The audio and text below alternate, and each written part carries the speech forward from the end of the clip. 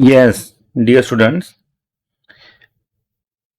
10+1 chemistry के अंदर अपना जो सेकंड लेसन है बेटा एटॉमिक स्ट्रक्चर।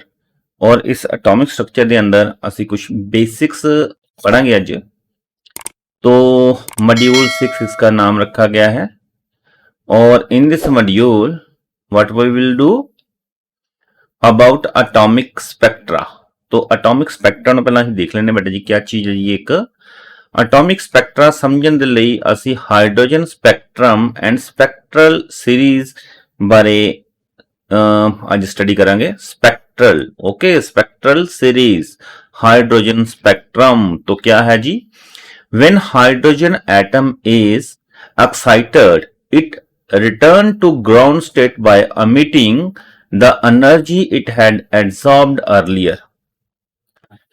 तो इस लाइन ਨੂੰ जस्टिफाई इन्होंने करा कि this energy is given out by atom in the form of radiation of different wavelength as electron jump down from a higher to lower orbit.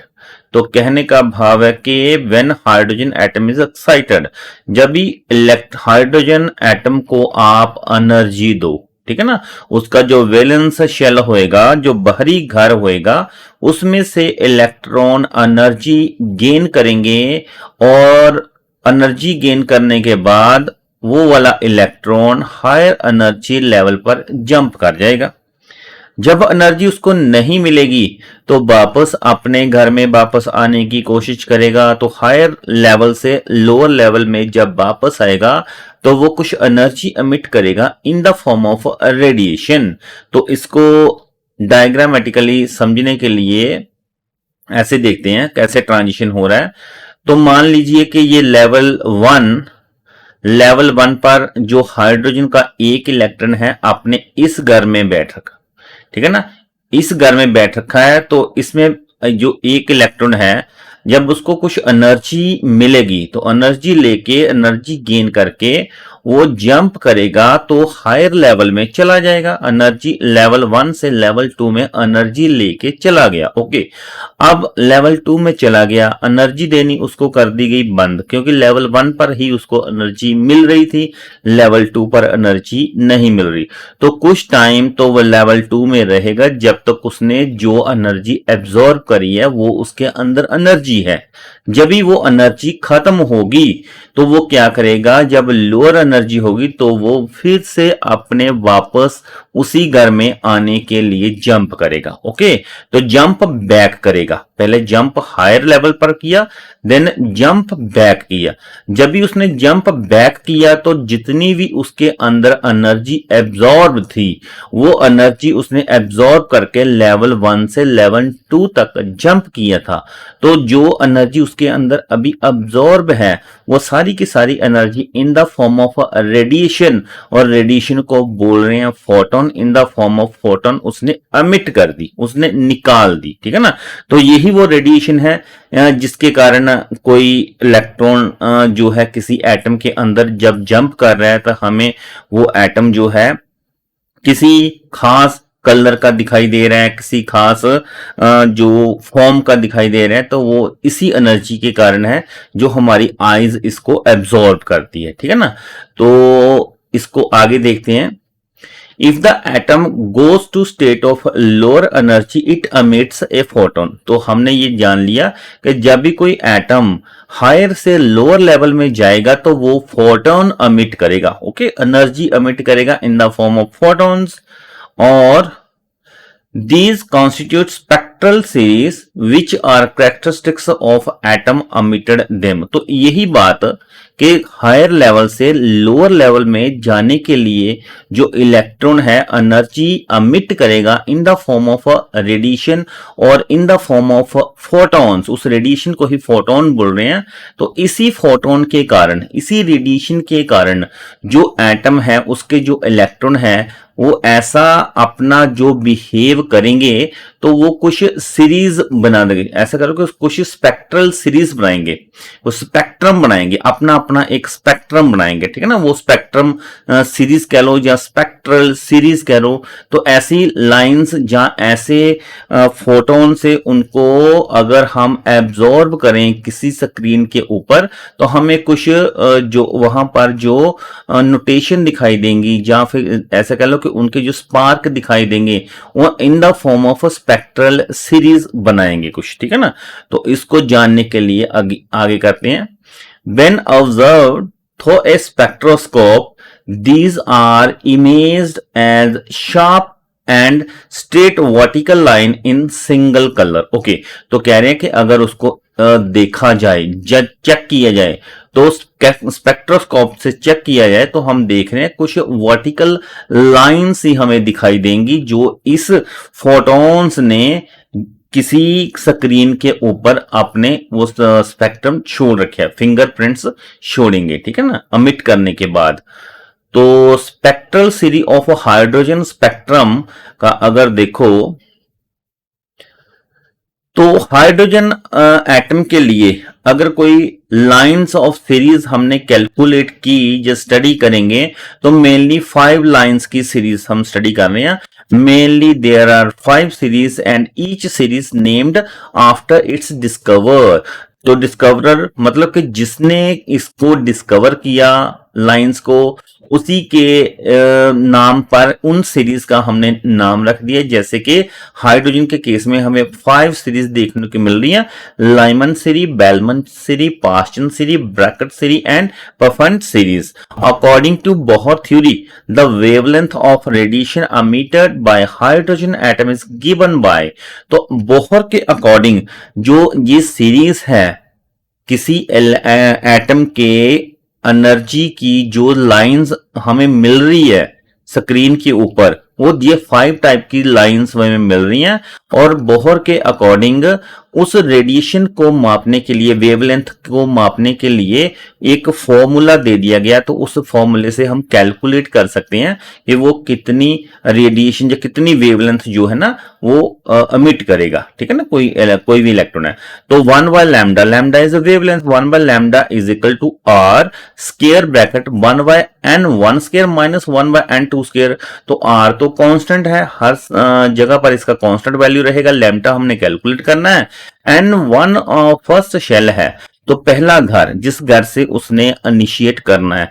N2 का मतलब है सेकंड घर, ठीक है ना। तो दूसरे, अगर वो N1 से N2 पर जा रहा है तो ऐसे फॉर्मूले में हम लिख देंगे बोहर के अकॉर्डिंग वेवलेंथ को कैलकुलेट करने के लिए।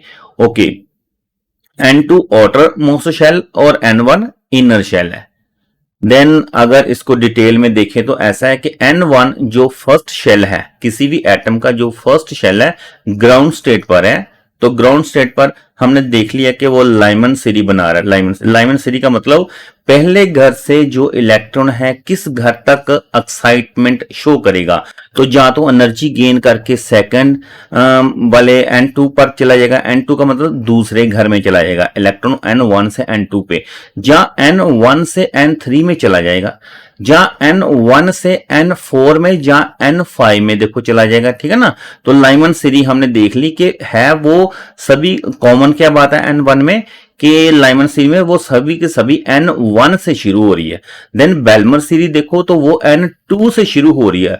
2 से शुरू हो रही है, कहां तक जा रही है, 2 से शुरू हो रही है और 3 4 5 तक जा रही है। 3 4 5 और सो ऑन आगे भी जा सकती है।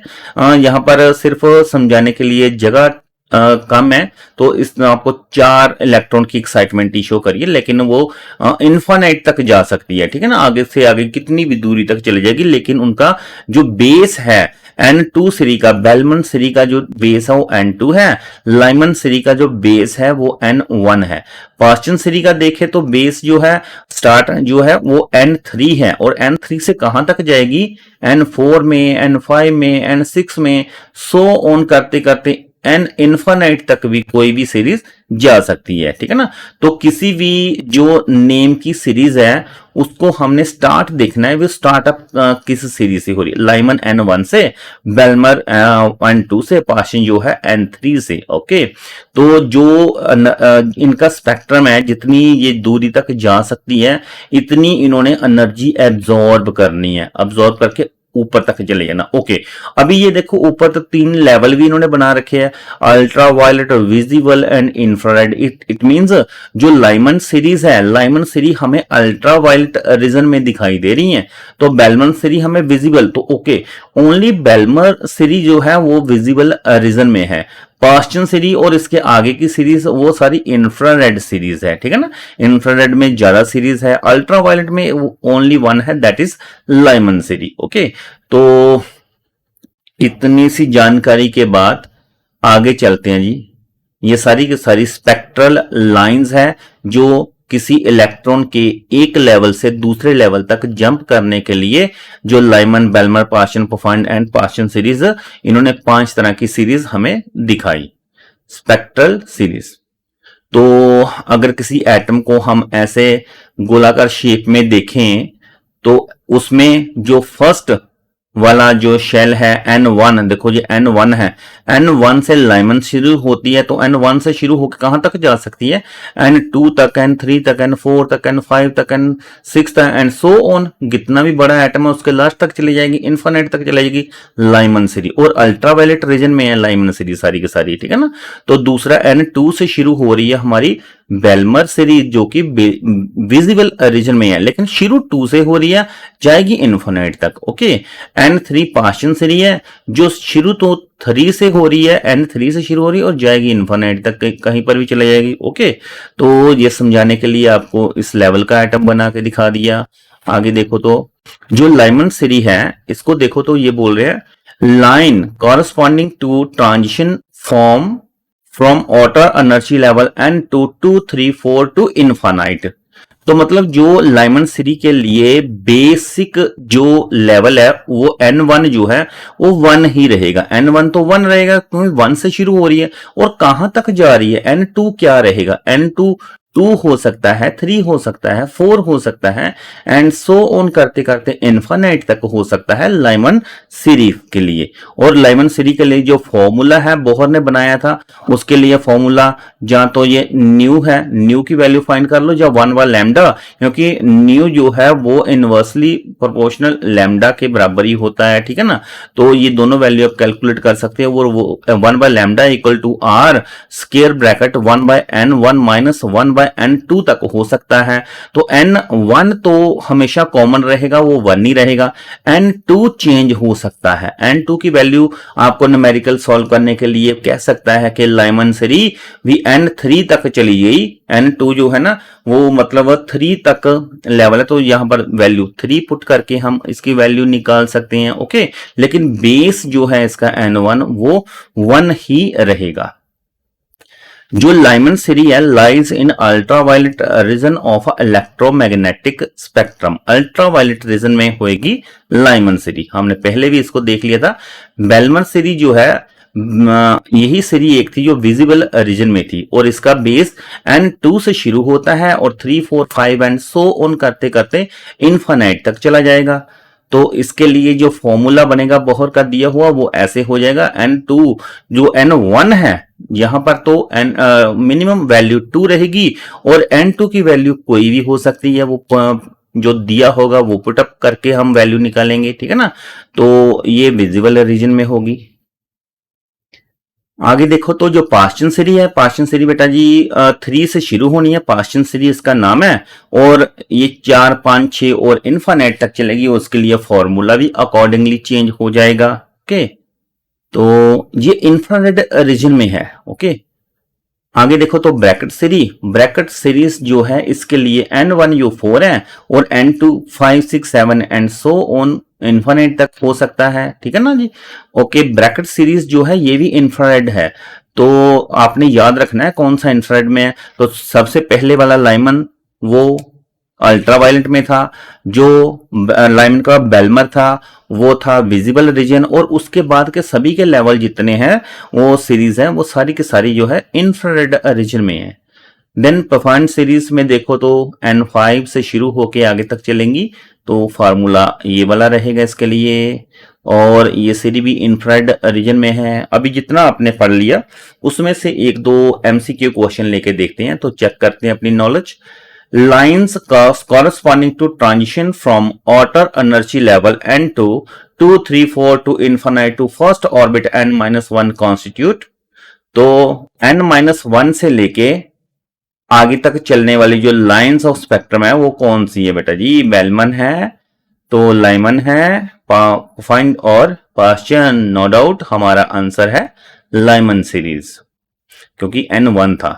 तो partial Brackett series lies in partial bracket. Okay, तो पार्शियल ब्रैकेट हम जानते हैं जी, अल्ट्रावायलेट, इंफ्रारेड, विजिबल, और देखे तो नन ऑफ विजिबल तो एक ही था बेलमर, अल्ट्रावायलेट एक ही था लाइमन सीरीज, और ये इसका आंसर नो डाउट रहेगा इंफ्रारेड। बेलमर सीरीज लाइज इन, अभी किया हमने, तो बेलमर सीरीज हो जाएगा विजिबल रीजन। ओके बेटा, थैंक यू। पहला जो अपना टॉपिक ਸੀਗਾ ਇਸ ਦੇ ਅੰਦਰ ਸਿਰਫ 5 ਤਰ੍ਹਾਂ ਦੀਆਂ ਸੀਰੀਜ਼ ਸੀਗੀਆਂ, ਇੱਕ ਫਾਰਮੂਲਾ ਅਸੀਂ ਸਟੱਡੀ ਕੀਤਾ। ਇਸ ਦੀ ਤੁਸੀਂ ਪ੍ਰੈਕਟਿਸ ਕਰੋ, ਇੱਕ ਦੋ ਵਾਰ ਇਸ ਵੀਡੀਓ ਨੂੰ ਧਿਆਨ ਨਾਲ ਦੇਖੋ ਤਾਂ ਕਿ ਸਾਨੂੰ ਨੈਕਸਟ ਵੀਡੀਓ ਜਿਹੜੀਆਂ ਹੈਗੀਆਂ ਉਹ ਅੱਛੇ ਤਰੀਕੇ ਨਾਲ ਸਮਝ ਆ ਸਕੇ। ਓਕੇ ਜੀ, ਅਸੀਂ ਫਿਰ ਮਿਲਾਂਗੇ ਅਗਲੀ ਵੀਡੀਓ 'ਚ। Thank you.